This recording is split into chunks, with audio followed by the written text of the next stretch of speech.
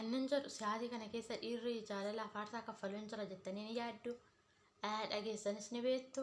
Dhiira dubartiif jedhee kulaalitii isaa baasee dubartiidhaaf kenne ni beektu. Dhageessanii beektu dhugaa. An baay'ee isaa na dhiba gisee tokko diraama irratti midhaan arga malee baay'ee isaa na ajaa'ibe baay'ee isaa na dhibe. Nama jireenya ofiisaatiif dhiisee ofirratti hin du'a murteesse namni immoo akka jiraatu nama saniif jireenya isaa dabarsee kenne dhageessanii beektu. Wayyoo kunis hin jira jechuudha. Walumaan viidiyoo isaa ilaallee walitti deemna siniin jechuun jaaladha. እሺን አየና ኩላሊትን ይሰጥሻለሁ አለሽ? አዎ እኔ ይሰጥሻለሁ አለኝ። ሰጠሽ? ሰጠኝ። አይታችሁት ይሆናል ብዬ አስባለሁ። እኔ ሮሃማ ባለቤት ነኝ፣ ሀብታሙ እባላለሁ። ትናንትና ሰይፉ ሾው ላይ ባቀረበችው ሀሳብ ቅር ስለተሰኘው በጣም ውስጤ ስለተረበሸ ነው ይሄንን ቪዲዮ ይዤላችሁ የቀረብኩት። ሮሃማ የኔ ባለቤት ነች። ሮሃማ እኔና ሮሃማ ትውውቃችን ትንሽ ቆየት ይላል። ሮሃማ ሳቃት ባጠገቧ ሰው የላትም፣ ባጠገቧ ሰው አልነበራትም። በከፋት ጊዜ፣ ሰው ባጣችበት ጊዜ፣ ተስፋ በቆረጠችበት ጊዜ አብሬያት ነበርኩኝ፣ ከጎናም ነበርኩኝ። ግን አሁን ላይ የኔና ሮሃማ ኑሮ የተለያየ ሆኗል። ሮሃማን ሳቃት በመኪና እየዞሩ እርዳታ ይሰበስቡ ልጆች ነበሩ። እኔ እነሱ ጋር እነሱን ለማገዝ ብዬ ነው እሷ ጋር የተጠጋሁት። በአጋጣሚ ተዋወቅን። ኩላሊቴንም አሳልፌ ሰጧት። ኩላሊቴን በፍቃደኝነት የሰጧት። ግን አሁን እኔና ሮሃማ ተለያይተናል። ከተለያየን ከ3 ወር ምናምን ይሞላናል። ኩላሊት ከሰጧት በኋላ ተጣልተናል፣ ተለያይተናል። ቤተሰቦቿም ርቀውኛል። አሁን ያለበት ህይወት ይሄን ነው። ቤት ተከራይተን ነበር የምንኖረው። አሁን የቤት ኪራይ መክፈል ሁሉ አቅቶኛል። የተወሰነ ዕቃ ቤት ውስጥ ነበረ፣ ዕቃውንም ሸጬዋለሁኝ። ምክንያቱም መሀል ላይ አሞኝ ነበር። ዞር ብሎ የሚያየኝም ሰው የለም። እናትም አባቴም የሉም፣ ሞተዋል፣ በህይወት የሉም። ኢቭን ሰሞኑን እንኳን በመኪና ሰው ገጭቼ ነበር። የሷ ወንድም ጠበቃ ነው እና ድረስልኝ ብዬ ነበረ፣ ግን አልመጣልኝም። ስለዚህ እኔና ሮሃማ ተከተለያየን 3 ወር ከምናምን ሆኖናል። አብረነን ያለችው እንዳለ ውሸት ነው። እሷ የራሷን ህይወት መርጣለች፣ ከኔ ህይወት ወጣለች። አሁን ያለውበት ህይወት ይሄ ነው። ዞር ብሎ የሚያየኝ ሰው የለም። ስለዚህ ሀገር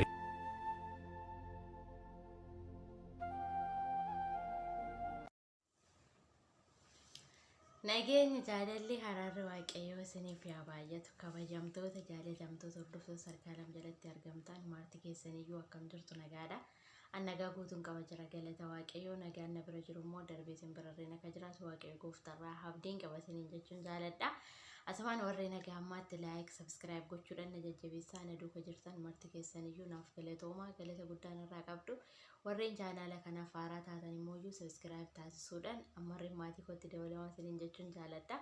Warreen dura jirtanis immoo akkuma dura baratame laayik gochuun sabskiraayib akkasuma immoo koomantii barreessuudhaan jabaadhoo waan gaariirra jirta itti fufi jettanii na jajjabeessuun keessan ammarreen na wajjin naa ta'uu isiniin jechuun jaaladha.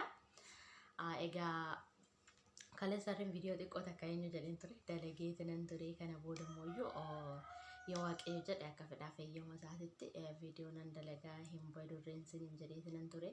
Ammas immoo qaali kiyya eegee deebi'ee siniin jechuun jaaladha.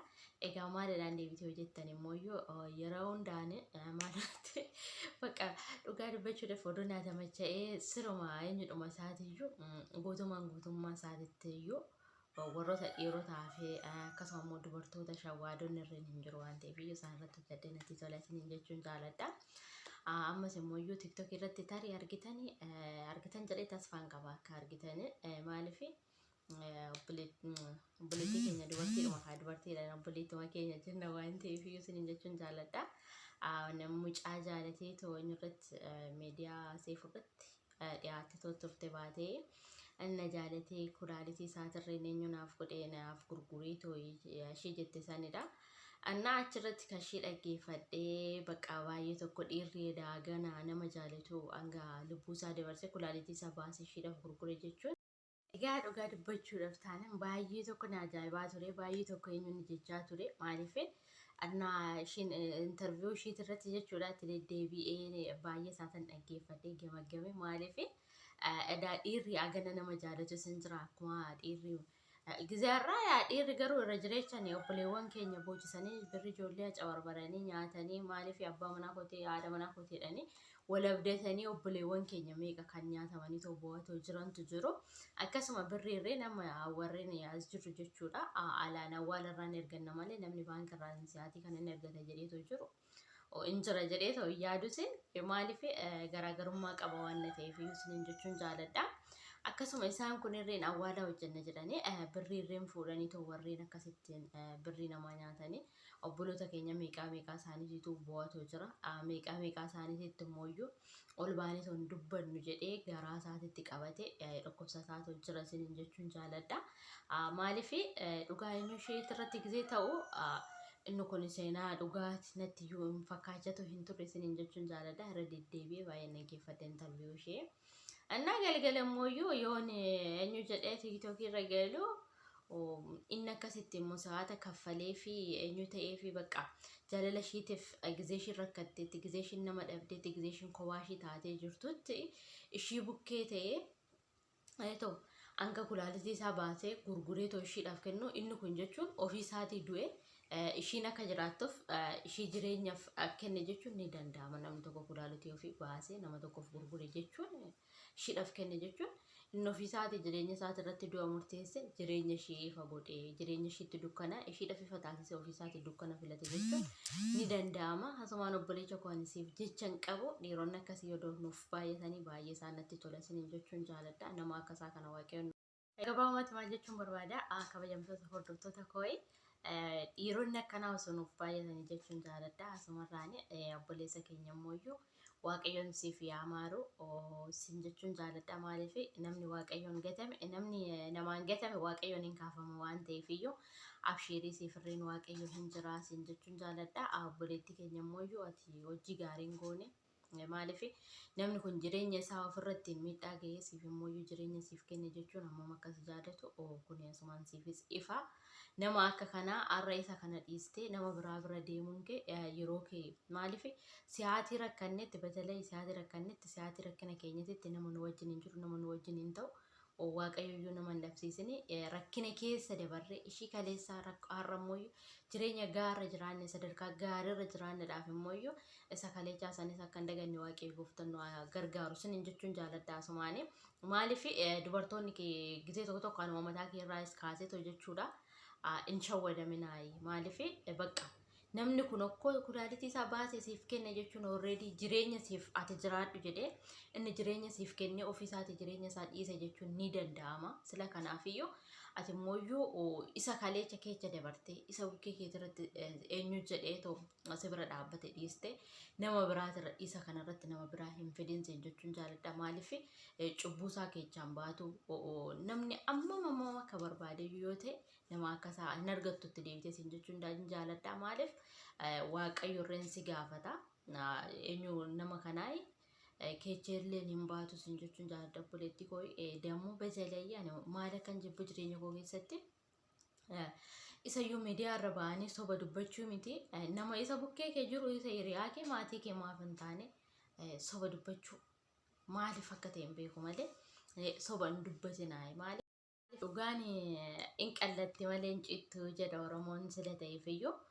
Arra siyaatii kanatti eenyudha jettanii namni nun dhaga'u homtuu nun beeku waan keessa jirru jettanii soba hin dubbatinaa sin jechuun jaaladha. Ani gama kiyyaan sobus hin jaaladhu. Maaliif gilxii jiru tokko wanta ifa jiru tokko ifaan ifatti nama sanitti hime namni sun naa jibbu dhugaa kiyya dubbadhee dhugaa kiyyaan bula dhugaa kiyyaan jiraadha malee nama sobus hin jaaladhu nama na sobus hin jaaladhu gonkumaa isaa sin jechuun jaaladha. Maaliif dhugaan naftu dhokattee waan barbaaddeeyyuu ta'e gurgaadii awwaalan jechuun dhokata awwaalanii dhugaan namaa hin naftu dhugaan namaa hin baati. Maaliif gaafa cubbuu tokko hojjennu yakka tokko gaafa raawwannu nama dhokannee karra cufannee mana duwwaa keessatti cubbuu tokko dalaguu dandeenya.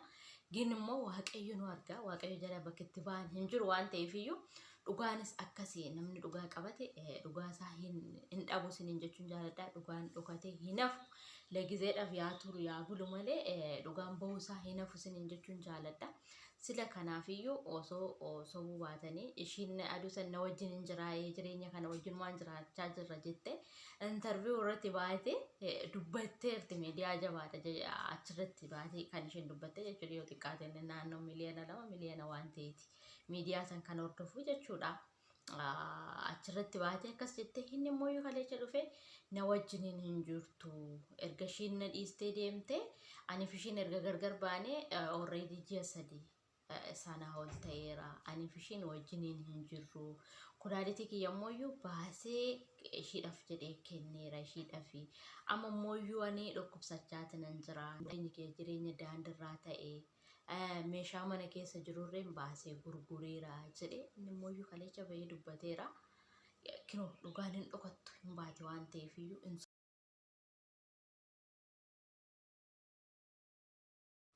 Anna kabajamtoota jaalatamtoota koo inni kaakaleessa akka dubbatetti meeshaa mana keessa jirurreen baasee gurgureeti nan jira akkasuma immoo namarreen hidhameeti nan ture ji'a 3 kana keessatti jechuudha ilaala wanta raawwatamu hidhameetirreen ture achitti obboleechi ishee xabaqaadhaa kootu too'inyu waasinaaf ta'e jedhee isatti dubbadheeti nan ture innillee dhufee nan gaafanne ishiinis na irraaffatte maatii ishiitis na irraaffatanii jedhee dubbateetu jira.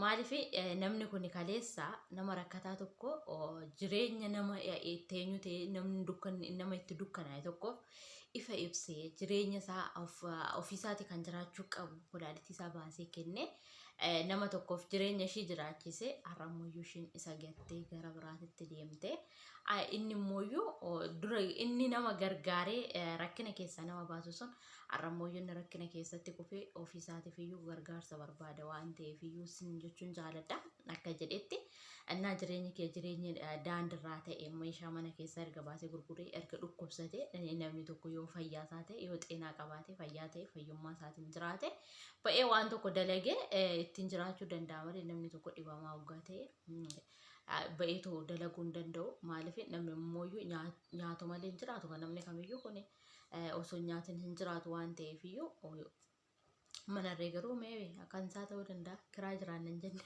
kanatti nageenya isin jechuun jaaladha sila kanaaf iyyuu akkanan godhinnaa'e nama jaalalaaf aarsaa kaffale tokko nama isiniif aarsaa kaffale tokko amma danda'amaa ta'etti isinilleen aarsaa kaffalaatu nama isa wajjin jiraadhaa malee nama sana akkanan godhan nama aarsaa isinii kaffale isinis aarsaa kaffalaaf isin jechuun jaaladha haasumarraani akkana gochuun nama birattis fudhataman qabu waaqayyoorriin nama gaafata maaliif maaf akkana gooti jedhee guyyaan inni nu gaafatu.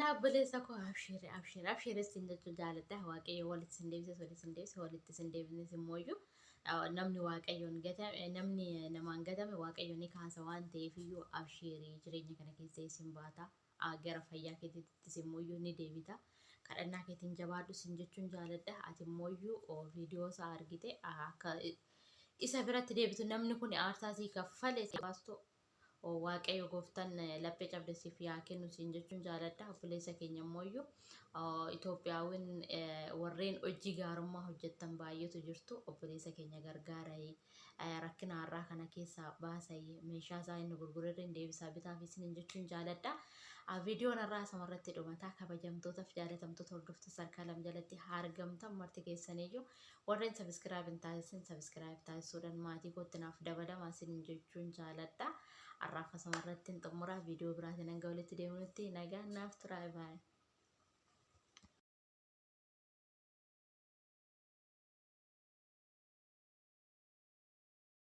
Gooftaan walitti sinaa deebisuu tokko sinaa taasisuu sinin jechuun jaaladha maaliif tadaariin akka gargar boorreen hin jaaladhu gama kiyyaanii tadaariin namaa tokko erga dhaabbate namni seexannis sin gidduu galeetoo gargar sin baasuu danda'a beekamu waan ta'eef iyyuu ishiin jireenya ishee filattee yaani kophaa kootan jiraan ishee wajjin hin jiru jedhee sita dubbateef iyyuu waaqayyoon seexana gidduu keessanii sinaa baasu yoo siniif danda'ame namni kun siif jedhee nama aarsaa kaffale siif jedhee nama lubbuu isaatirratti firdii fudhate jechuun ni danda'ama.